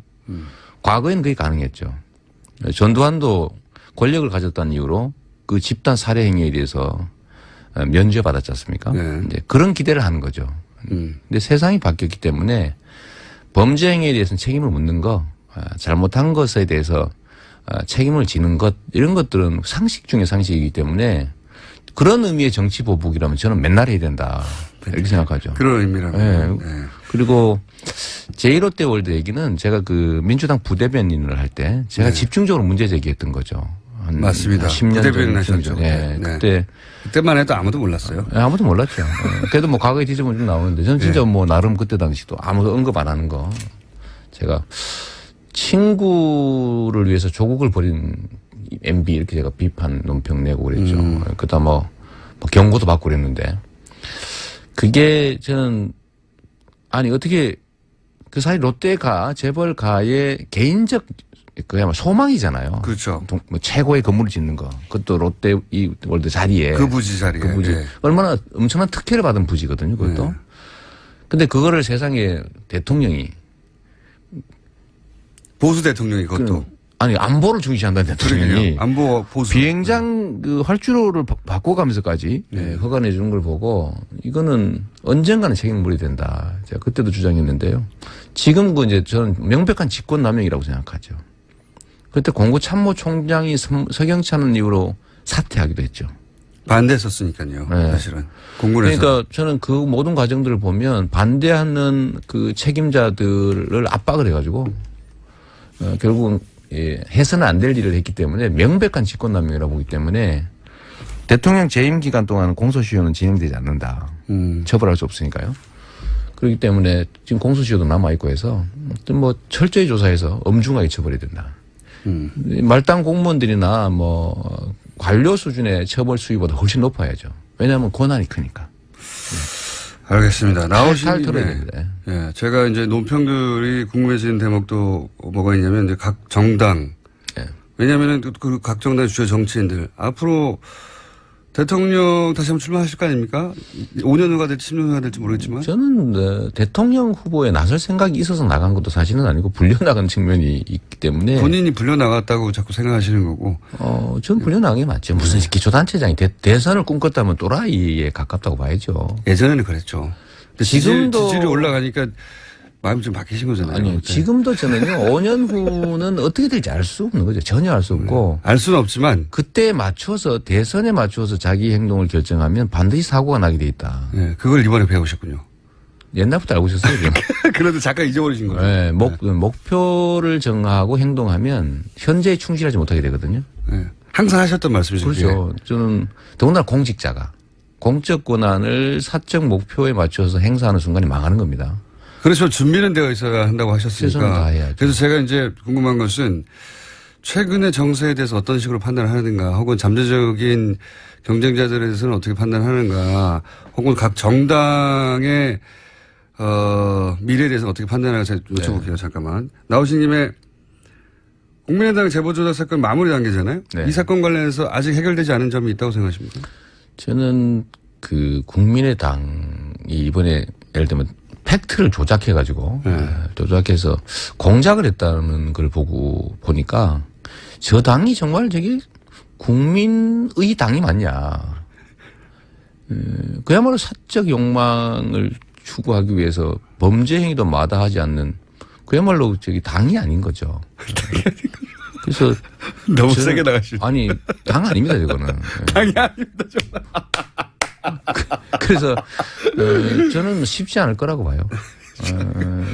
존속조차도 쉽지 않을 거다. 해소되지 않은 의혹이 있는가? 그건 잘 모르겠어요. 저도 법조인이라서 그래서 여쭤본 건데. 법률가라서 예를 들면 판결이나 법적 결정에 대해서는 논평하는 게 되게 조심스러운 측면이 있습니다. 왜냐하면 책임을 져야 되니까. 뭐 지금 현재 뭐 열심히 수사하고 있으니까 다 국민의당의 존속되기가 쉽지 않을 것이다. 앞으로 계속해서. 쉽지 않을 겁니다. 뭐 그 변곡점은 지방선거 정도 된다고 보시는 겁니까? 뭐 지방선거는 어떻게든지 뭐 견뎌내겠죠. 왜냐하면 국회의원 숫자가 있으니까. 그런데 3년 후에 지금처럼 한다면 애매한 태도, 그냥 국민들이 봤을 때 뭐 반성하지 않고 있구나. 저 사람들한테 뭘 맡길 수 있을까 이런 생각을 하게 하면 존속이 어렵겠죠. 이건 어떻습니까? 추경 통과 과정도 그렇고 야당의 공조 없이는 도저히 안 되는 게 명백한 현실인데. 네. 그래서 이참에 국민의당과 합당하자 결국 해야 한다라고는 이야기가 예를 들면 우상호 의원처럼 원내대표로서 원내에 이제 조율을 해본 사람 그런 경험을 가진 분들로 계속 나와요. 이건 어떻게 생각하십니까? 큰 정치판에서는 제가 보기에는요. 무리를 하면 꼭 사단이 벌어집니다. 자연적 흐름에 맡겨놓는 게 좋을 것 같고 일부러 밀어붙이면 예를 들면 한 발짝 빨리 가냐 한 발짝 늦게 가냐 차이가 정말로 큰데 뭐 예를 들면 그런 의도를 내비치는 것조차도 약간의 또 무리가 생길 수 있어서 전 자연적 흐름에 맡겨놓으면 국민에 의해서 저절로 정리될 거라고 봐요. 인위적으로 그런 계획을 세우거나 그런 말 하지 말자. 예, 그건 뭐 자연스럽게 되지 않겠습니까? 자유한국당 얘기를 좀 해보면 자유한국당의 미래는 어떻게 보십니까? 방금 국민의당은 존속이 어렵다. 3년 후까지는. 자유한국당은 저는 소망을 섞어서 좀 얘기하면 소망을. 청산되는 게 바람직하죠. 그런데 쉽게 청산되지 않을 것 같습니다. 예, 왜냐하면 자유한국당은 정치권에 드러난 하나의 조직인데 뿌리가 있거든요. 네. 그 뿌리가 뭐냐면 분단 세력입니다. 분단과 소위 좀 더 깊이 들어가면 이제 친일, 외세 의존적 세력들. 근데 그게 뿌리가 있어서 이들이 사라지는 것 현재는 사라져도 그건 여전히 뿌리가 남아 있기 때문에 계속 유지될 가능성이 많죠. 홍준표 대표도 뭐 그런 거 믿고 있지 않나 싶어요. 바른정당하고 적통경쟁을 하는데 그래서 누가 누구를 흡수하냐면 이런 경쟁이에요, 사실상은. 제일 바람직한 거는 그래도 역사가 한 발짝씩 나가려면 바른정당이 예를 들면 좀 주력이 되는 게 저는 좋다고 생각하는데 그게 쉽지 않을 것 같아요. 그 여기 오히려 가능성이 오히려 높다. 더 여기 가능성이 있습니다. 홍준표 대표의 정치적 면을 어떻게 판단하십니까? 잠재적 경쟁자일 수 있다고 보십니까? 아니면 뭐 저는 예를 들면 메이저 주요 그러니까 핵심이 주류가 됐을 때 취하는 태도와 이제 마이너 변방일 때 취하는 태도가 좀 달라야 된다고 저는 생각합니다. 근데 홍준표 대표는 여전히 마이너 태도를 견지하고 있어요. 그래서 뭐 좀 크게 가긴 좀 어렵지 않을까. 본인의 경쟁자가 지금 아니다. 이제 현재 상태로 살아남기 작전에서 유용한 것 같습니다. 그러니까 본인의 잠재적 경쟁자로 안 보시는군요. 뭐 제가 경쟁에 나갈지 안 갈지도 모르는데 뭐 그런 걸. 네, 안 보는 걸로. 네. 혹여 자유한국당 내에서 이 사람은 주목해봐야 된다. 성장 가능하다. 예의주시한다. 이런 분이 있나요 혹시? 좀 괜찮다 싶은 사람은 다 탈당했던데요. 바른정당은 어때요? 이해운 체제. 그러니까 이 갈래가 지지 않습니까? 바른정당 정도면 그래도 대화가 되니까 협치의 대상으로 계속 생각해야 된다는 측도 있고 아니다 뿌리가 같다 이렇게 생각하는 흐름도 있는데. 뭐 아무래도 갈라져 나온 거니까 좀 다른 요소들이 좀 강조돼 보이지 않겠어요? 좀 나아 보이긴 해요. 나아 보이긴 하고, 나아 보이긴 하고 그래도 비양심적이고 뻔뻔스러운 그 엉뚱한 주장은 잘 안 하는 편이더라고요 보니까. 그런 면에서 보면 그것도 하나의 뭐 진전이라고 볼 수 있겠죠. 이번 최순실 박근혜 게이트를 통해서 생겨난 조금의 좀 나은 진전? 유승민 의원의 정치적 미래는 어떻게 보십니까? 뭐 훌륭한 자원이니까. 아무래도 뭐 많이 성장하지 않겠냐 저는 그렇게 생각합니다. 잠재적 경쟁자로 보시는군요. 저는 경쟁자가 될지 않을지 제가 아니고 모르는데 자꾸 그러십니까? 홍준표는 아니고 유승민은 맞고 김무성 전 대표는 부활할 수 있을까요? 무당으로 부활합니까? 가장 핫한 현안 중에 하나는 이거예요. 문재인 정부가 이제 정부 표현으로는 초고소득청, 그러니까 5억 이상 연간 소득 그리고 2천억 이상 순이익이 남는 기업들 상대로 부자 증세를 하겠다 했더니 자유한국당에서 서민 감세라는 프레임으로 담배값 인하를 치고 나왔어요.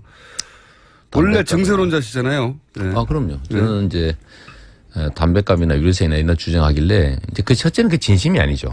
이거는 이제 정말 서민들의 부담을 줄이기 위해서라는 거는 이때까지 그들이 취한 태도가 아니기 때문에 그냥 회방 놓기 위해서 내던진 카드. 세수 부족해라 이거 아니에요. 그러죠. 이제 저는 뭐 아주 나쁘게 하면 뭐 먹어라 이런 뜻으로 보이지거든요. 그건 이미 저희 방송 여러 번 얘기했어요. 연 먹으라는 거 아닙니까? 뭐 그런 건데 문제는 우리가 이제 그 의도는 나쁘지만 시장님 좀 바뀌신 것 같아요. 대선 출마 전에는 연 먹어라 정도는 방송에서 팍팍 던지시더니 이제는 뭐 먹어라 정도로 이렇게 엑스레이라 이런 몸을 사리시고 몸을 좀 사려야지. 변했어. 왜 이러세요? 근데 일단은 국회 구조를 보건데 말이에요. 좀 현실적으로 이런 얘기를 한번 해봐야 됩니다. 제가 며칠 전에 그 얘기를 들었는데 지금까지 우리의 경험에 당론으로 정한 입법이 통과된 얘기가 없다는 거예요.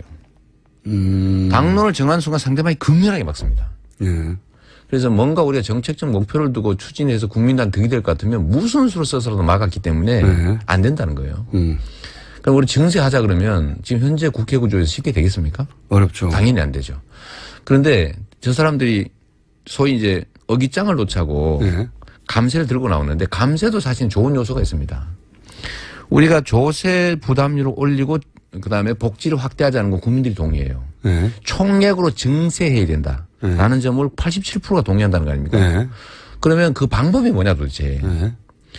부자를 증세하는 슈퍼리치. 얘기한 대로 슈퍼리치들 증세를 좀 하고 만약에 거기까지 다 동의해요. 동의해요. 대부분. 예. 근데 서민 감세를 하자고 하면은 증세분이 줄어들어서 마이너스가 되면 안 되잖아요. 그렇잖아요. 그럼 네. 감세된 만큼 소위 슈퍼리치 증세를 더하면 되죠.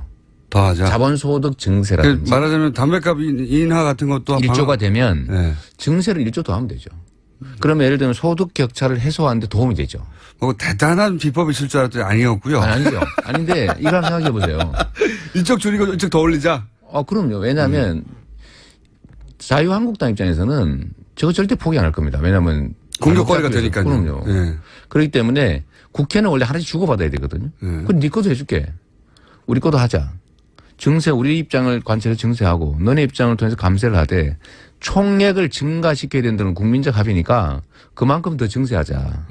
라고 논쟁이 막 벌어지면 그냥 너네 왜 전에 하고 말 바꿨니 하는 것보다는 훨씬 더 그 사람들 입장이 곤란히 될 수 있죠. 그러니까 부자, 그러니까 그 서민 감세라고 목적은 그게 아니더라도 어쨌든 담배값 인하하다든지 이런 걸 치고 나오는데 그거를 그냥 무시하지 말고 그래 그럼 일부 받을 테니까 우리 거 받아라. 부자 증세도 더 받아라. 왜 주고받아야 되니까. 예. 국회는 현실적으로 국회 선진화법 때문에 과반수가 돼도 통과가 안 되지 않습니까? 그렇죠. 예. 그러니까 통과되는 방법은 저는 이런 생각까지 하는 거예요. 극단적으로. 지금 현재 상태로는 증세 먼저 하자 그러면 통과될 리가 없습니다. 현실을 인정해야죠. 예. 그래서 만약에 두 개를 동시에 바꿨다 1차적으로. 그래서 지금 현재 상태로 유지된다는 거 아닙니까? 그러면 서민 감세를 한 만큼 예를 들면 부자 증세를 해놓으면 그것 자체도 이익이죠. 불평등 해소, 격차 해소에 도움이 되니까. 그리고 이 과정, 논쟁 과정에서 국민들이 어느 한쪽을 손을 들어줄 수밖에 없죠. 시장이 만약에 장관을 네. 하고 싶다고 시켜주지는 않겠지만 또 그런 팩트 지적을 하고 그래. 이 장관을 내가 한번 경험해보고 싶었다는 자리 있어요? 전 경험해보고 싶은 건 없었고요. 네. 권한을 행사해보고 싶은 게 있었죠. 좋아요. 그런 표현으로 바꿔서. 노동부. 네. 노동부 장관이 되면 어떻게 바꾸고 일단은 네, 노동 시간 줄이는 것은 네. 지금 현재 상태에도 할 수 있는 게 참 많습니다. 불법 예를 들면 52시간 초과는 철저하게 금지시키고 처벌하고 또 40시간 초과 근로에 대해서 철저하게 1.5배 임금 지급하게 하고 임금 체계가 지금 엉망진창이잖아요. 네. 그걸 제대로 지키게 하고 예를 들면 불법 파견 근로 대기업들이 주로 하고 있는데 아니 회사 안에 사장이 수백 명 있어요. 같은 회사 안에. 근데 이런 것들을 사실 불법 이제 하청인데 이거 직접 고용하게 하고 또 예를 들면 동일노동 동일임금은 지키게 하고 제일 큰 거 노동자들의 단결권과 단체 행동권을 좀 더 강화해가지고 노동자들의 힘을 키우면 노동의 몫이 늘어나죠. 이재명 시장님은 원래 그쪽 출신이라 그쪽 출신이라는 건 이제 본인이 노동자 출신으로 여기까지 온 거거든요. 자기 힘으로 다. 그래서 직접 경험한 걸 기반으로 해서 정책을 펴보고 싶으신 거군요. 이제 그것도 하나 있고요. 그건 사적 경험의 얘기고 핵심이 뭐냐면 제가 얼마 전에 다보스 포럼에 제가 초청받아 갔다 온 거 자랑 좀 해야 되잖아요. 그죠? 초청 받으셨어요? 초청받았지. 자비로 그냥 가신 거 아니에요? 초청받아서 갔는데 이 다보스 포럼이 세계의 자본가들의 모임이거든요. 예. 근데 이 사람들은 성장과 규제 완화에 핵심적인 관심이 있는 사람들. 항상 그렇죠. 언제나. 경제가 성장해야 자기들 몫이 커지니까. 근데 여기서 포용적 성장을 들고 나왔습니다. 그러니까 공정한 기회와 공정한 경쟁, 공정한 배분. 요즘 유행어입니다, 그거. 공정한 경제 질서. 이거를 통하지 않으면 지속적 경제 성장이 불가능하다는 결론을 이른 거예요. 기업가들조차. 그렇죠. 왜냐하면 지금처럼 편중된 성장 방식으로 이거는 더 이상 못 간다. 낙수효과 기대하고 없는 거죠. 그런데 거기 핵심이 뭐냐면 가계소득이 증대되는 겁니다. 소득주도 경장. 소위 네, 말해서. 그렇죠. 가계소득이 증대되는 방법 두 가지가 있는데 첫째는 증세와 복지를 통해서 재분배가 늘어나는 거죠. 예. 근데 이게 쉽지 않아요. 두 번째는 산업 경제 현장에서 노동자 가계의 몫이 늘어나는 겁니다. 예. 근데 이거는 결국은 노동자들의 힘이 강화돼서 가능한 거지 최저임금을 올리는 방식도 사실은 어쩔 수 없이 하는 거거든요. 그건 첫 조치일 뿐이죠. 어쩔 수 없이 하는 거예요. 네. 하도 엉망이니까. 근데 노동자들의 힘이 강화되면 현장에서 자율적으로 그게 해결될 수 있어요. 어느 정도까지. 알겠습니다. 자, 시장님 오늘은 저희가 여기까지밖에 시간을 준비를 못했는데 그래도 겨우 이거 하려고 지금 여기까지 아침 6시에 한 30분 하셨어요. 그래도. 네. 그래, 본인이 농담입니다. 1시간까지 이 시간을 차지할 정도가 안 됩니다, 지금. 좀 더 키워야 돼. 좀 더 큰 다음에 와야 되겠네요. 대선 후보였을 때는 가능했었는데 알겠습니다. 이제는 기초단체장이지 않습니까? 그러게요. 꼭 아픈 데를 콕콕 찌르십니다. 네. 그렇지만 저희가 자주 모시려고 합니다. 네. 앞으로 백수는 아니지만 대선 후보에 비하자면 훨씬 덜 불러주지 않습니까? 여기저기서? 네, 맞습니다. 예. 네, 덜 불러주기 때문에 뭐 이것만도 감지덕지합니다. 지금 라디오 어디 가보세요. 30분 주나 시간 안 줍니다 이제. 네. 이재명 시장님 알겠습니다. 본인의 처지를 정확하게 인식하시고요. 앞으로 뉴스공장에서 이재명 시장님을 현안에 있을 때마다 자주 모시는 걸로 하고 네. 그리고 말투가 조심스러워지셨어요. 예. 다시 거칠어. 제가 그 얘기 하나만 할게요. 네. 이게 저보고 왜 자꾸 튀냐 이렇게 얘기를 해서 네. 벼룩은 튀어야 눈에 띈다. 그냥 튀어가지고는 이제 벼룩이 아니다. 된다. 이제는 안 튀어도 보인다. 제가 근데 예를 들면 가장 마지막 단계는 소가 되는 건데 네. 소가 튀면 어떻게 됩니까? 미친 소 되잖아요. 근데 아직 그거- 소까지는 안 했잖아요. 못 갔지. 네. 못 갔지만 지금 어디쯤 오셨습니까? 뭐 토끼 정도? 그럼 튀어주셔야죠. 네. 토끼는 튀지는 않습니다. 토끼가 튀면 문제가 생기는 거지. 오랜만에 나오셔가지고 자제를 많이 하신 것 같고요. 네. 다음에 자주 모셔가지고 토끼 이재명을 소개해드리도록 하겠습니다. 지금까지 감사합니다. 성남시장 이재명 시장이었습니다. 감사합니다. 네, 고맙습니다. 친절한 AS.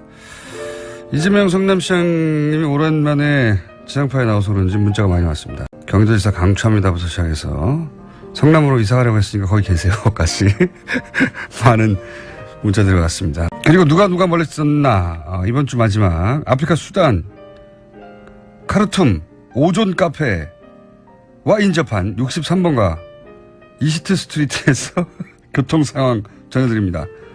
차와 사람과 당나귀가 같은 도로를 사용하고 있습니다. 네. 나 뉴스공장 듣는다고 카밍아웃한 배우가 한 분 계시네요. 네. 봉태규 씨, 황교익 선생님, 원정우 선생님, 내부자들 좋아합니다. 김은지 기자의 뉴스 브리핑이 제일 좋아요. 봉태규 씨. 뭘 제일 좋아하는지는 궁금하지 않았습니다. 네. 여기까지 하겠습니다. 자, 최근에 열심히 여기저기서 공격받고 있는 황교익 마칼렘스 나오셨습니다. 안녕하세요. 이게 벌써 한 3개월 지난 얘기인데요. 네. 그렇죠? 갑자기 혼밥 관련해가지고 그때 이제 혼밥에 관한 얘기를 잠깐 하셨어요. 그러니까 이 맞아요. 혼밥이라는 트렌드가 있는데 그건 뭐 취향일 수도 있는데 혼자 먹는 게. 근데 이걸 긍정적인 트렌드인 것처럼 포장하는 건 말이 안 된다 이거. 그렇죠. 예. 제가 그 이야기를 들었던 그 핵심 내용은 네. 혼자 먹는 밥이 자발적 선택에 의한 것이라기보다는 사회적으로 그렇게 강제된 것이다. 그걸 언론 등이 그 부추기는 행위들은 그렇게 좋은 것이 아닐 수 있다라는 네. 게 사실 핵심 내용이죠. 그렇죠. 그 이야기를 전개하는 과정에서 제가 했던 것이 사회적 자폐라는 말이 나왔는데 내가 스스로 그 음식을 먹겠다라는 것은 혼밥을 하겠다는 것은 사람들과의 적극적인 단절을 신호를 보내는 것이고 그러니까 어쩔 수 없이 먹는 혼밥의 이야기가 아니라 저도 어쩔 수 없이 혼자 밥 먹을 때 많거든요. 네. 왜? 그리고 또 이런 너무 사람도 있긴 있어요. 어떨 때 나 혼자 맛을 즐기고 싶어서 혼자 먹는 분들도 있을 그런 수 분도 있죠. 뭐 있습니다. 취향의 문제도 있을 수 있죠. 취향, 상황.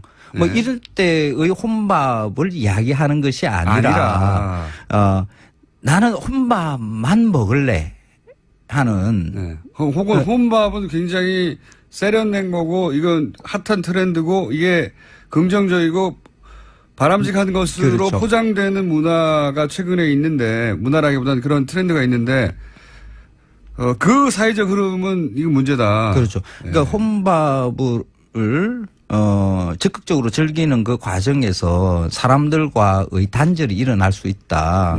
그 단절 일어나는 것을 흔히 이때까지의 말하는 방식을 자발적 고립이라고 이야기를 했어요. 사회학이나 뭐 이런 데서 이제 흔히 쓰는 말이죠. 그것은 이제 자폐라는 표현을 하셨고 그렇죠. 또 그런 얘기 나중에 사회적 자폐도 얘기하고 그렇죠. 네. 고립 사회라고 지금 사회를 흔히 이제 이야기를 하는데 그 고립이라는 말은 조금 뭔가 고독 뭐 이런 뉘앙스를 풍기고 우리의 삶에 좀 긍정적인 의미를 가지고 있는 것처럼 이렇게 써요. 그래서 보통 상업 자본이나 언론에서 위안의 말로 흔히 뭐 이렇게 쓰거든요. 그런데 산업 사회의 자본에서 노동자들이 지금 살아가는 형편들을 보면 1인 가구가 급격하게 IMF에 의해 급격하게 늘어나고 있고 결혼을 못 하는 겁니다. 그렇죠. 네. 연애도 잘 못 하는 거고요. 돈도 없고 그렇죠. 네. 형편도 안 되고 이 상황, 지금의 노동자들은 혼자 밥을 먹을 수밖에 없는 상황으로 지금 내몰리고 있는 거거든요. 예전에는 그걸 원자화라고도 표현하고. 그렇죠. 예. 근데 그 내몰리고 있는 상황을 위안하기 위해서 그걸 자발적 고립이라는 말로 이렇게 포장해서 던지는 것으로 또 그 노동자들은 이 상황에 대해서 위안 삼아 나는 내 스스로 이런 것을 좋아하는 거야. 원래 나는 이게 체질이야 하는 것으로 만들어지고 그게 적극적으로 그 혼밥만 먹겠다. 사람과의 커뮤니케이션을 단절시키겠다는 이런 현상을 그 사람들이 이야기하고 있는 이런 분위기를 부추기는 그 자발적 고립이라는 말로 이렇게 제가 이야기하는 것은 바른 방법이 아니다라고 저는 생각을 한 거죠. 그런데 이게 이제 모르시는 분들을 위해서 잠깐 말씀드리면 혼자 밥 먹는 사람을 자폐아라고 했다라고 요약되는 어떤 지적이 있었고 그러자 이게 이제 뭐 여러 가지 커뮤니티에서 큰 논란이 되기도 했어요. 근데 첫 번째 지적하고 싶은 것은 저도 이 방송을 같이 했기 때문에 정확하게 기억하는데, 이런 것은, 이런 단절은 일종의 자폐고, 사회적 자폐고, 이건 현상을 말한 겁니다. 그렇죠. 그런데 여기서 그 단어를 자폐아로 바꾸잖아요. 그렇죠. 그러면은 혼자 밥 먹는 사람이 정신적 장애가 있는 거다라고 공격한 걸로 바뀌는 거예요. 그렇죠. 현상을 말하는 거에서 아라는 단어를 하나 바꾸므로 해가지고 황교익 선생이 혼자 밥 먹는 사람은 정신적 장애가 있는 사람이라고 공격했어. 이렇게 바꿔버린 거죠, 프레임을. 그러니까. 이건 저는 악의적이라고 봅니다. 몰라서 한 거면. 예, 그때 방송 당시에 이미 많은 분들이 이게 사회적 현상에 대한 표현이라는 것을 다 인지를 하셨고 어마어마한 사람들이 듣잖아요. 이 방송을. 그런데 아무 문제 없이 있던 것을 그걸 자폐아라고 의학적 용어인 것처럼 그러니까 정신적 질환을 앓고 있는 사람처럼 이렇게 말을 바꾸는 것으로 해서 이렇게 갑자기 그 사회적 문제를 자폐라고 하는 문화 현상을 설명한 거냐 아니면 혼자 밥을 먹는 사람들을 정신적인 장애를 가진 자폐아라고 표현한 거냐 완전히 다른 얘기거든요. 그렇죠. 근데 그 자폐라는 단어에 아자를 붙여서 아자라고 하지 않았는데 이게 이제 이게 퍼져나가기 시작한 사태가 그렇게 된 거고요. 뭐, 다시 한번 설명하게 되시게 된 거죠. 그렇죠. 네. 그럼 뭐 이렇게 혼밥을 사회적 아젠다로 만들어준 그 일에 대해서는 오히려 저는 고맙다고 생각을 해요.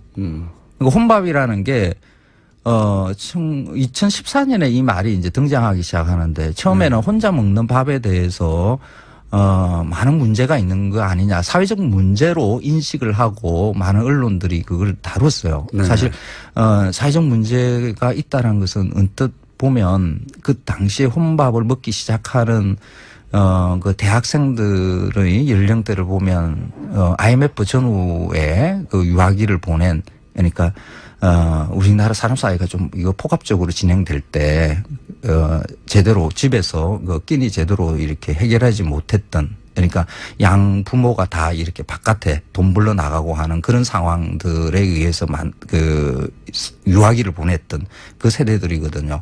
그리고 그 이후에 그 IMF의 영향으로 지속적으로 계속 그 일자리를 제대로 확보하지 못하고 학자금 늘 걱정해야 되고 하는 이런 세대들이죠. 그 일자리라는 게 거의 이제는 그 이후에는 비정규직의 저임금 일자리밖에 없는 그런 상황에 몰려 있는 그 세대들입니다.